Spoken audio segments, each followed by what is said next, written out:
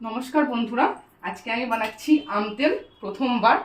তো প্রথমে কড়াইতে কিছু পরিমাণ সর্ষের তেল গরম করতে দিয়েছিলাম, তো সেটা গরম হয়ে গেছে। এবার ঠান্ডা করতে রেখে দেব।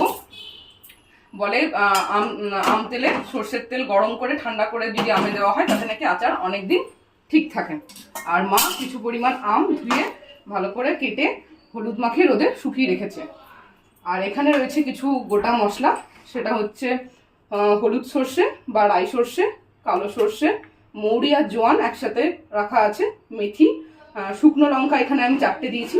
আপনারা নিজেদের আন্দাজ মতন যে যেমন ঝাল পছন্দ করেন সেরকম আপনারা শুকনো লঙ্কা ব্যবহার করতে পারেন।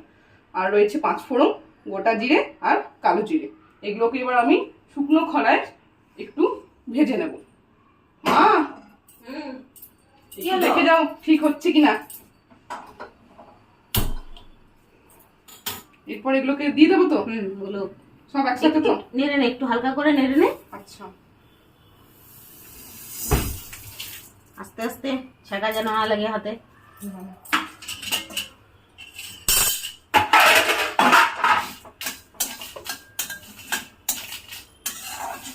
আমরা শ্বশুর বাড়িতে আম নীল পুজোর আগে খাওয়া যায় না, বলে মহাদেবকে দেওয়ার পর আমরা আম দিয়ে তারপরে আমরা আম খেতে পারি। তাই নীল পুজোর পর আমরা এই আম তেল বানানোর প্রস্তুতি চলছে।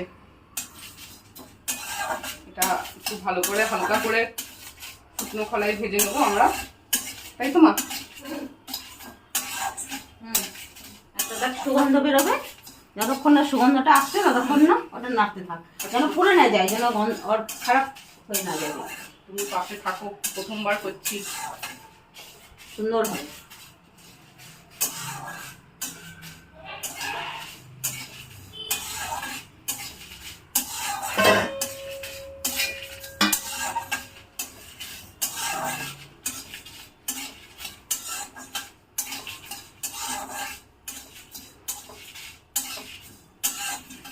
দেখি ওটা কতটা কি হলো, গন্ধ বেরিয়েছে।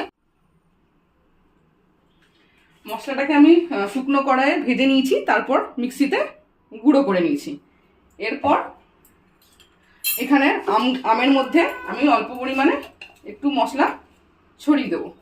এখানে 1 কেজির মতন আমি আম নিয়েছি, প্রথমবার করছি তো তাই একটু অল্প পরিমাণে নিয়েছি। যদি এইবার ভালো হয় তাহলে পরের বার আর একটু বেশি পরিমাণে আম তেল বানাবো।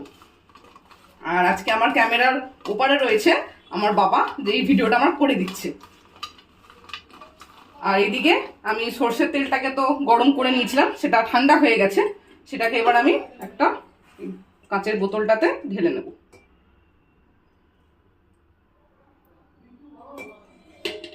আর একটুখানি তেল রেখে দিলাম। ভালো করে আমের মধ্যে মশলাগুলো মাখানো হয়ে গেলে এবার এক এক করে আমগুলোকে এই বোতলের মধ্যে রেখে দেবো। আমি প্রথমবার এই পদ্ধতিতে আম তেল বানাচ্ছি, আপনারাও দেখে বলবেন যে আমি ঠিকঠাক করছি কিনা। প্রথমবার করছি তো ভুল ত্রুটি হতেই পারে।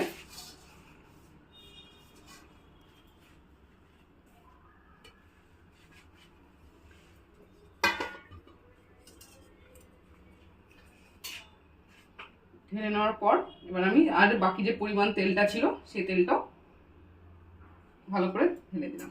আর এখানে কিছু গুঁড়ো মশলা আমি রেখেছিলাম শেষে দেওয়ার জন্য, সেটা আমি এর উপরে ছড়িয়ে দিচ্ছি। এবার এই আম তেলটাকে প্রয়োজন মতন সুবিধা মতন রোদে দিই। ও বন্ধুরা, আমার একটা ভুল হয়ে গেছে, খুব বড় ভুল হয়ে গেছে। আমি লবণটা দিতে ভুলে গেছি, যেটা না হলে স্বাদই হবে না ভালোভাবে। তো এখানে আমরা লবণ একটুখানি এর সাথে দিয়ে দিলাম। তারপরে এটাকে একটুখানি ভালো করে মিশিয়ে নেব, তাহলেই আমাদের আম তেল রেডি। এরপর প্রয়োজন মতন রোদে দিয়ে পরে দিলে এই আচারটা আরো ভালো থাকবে।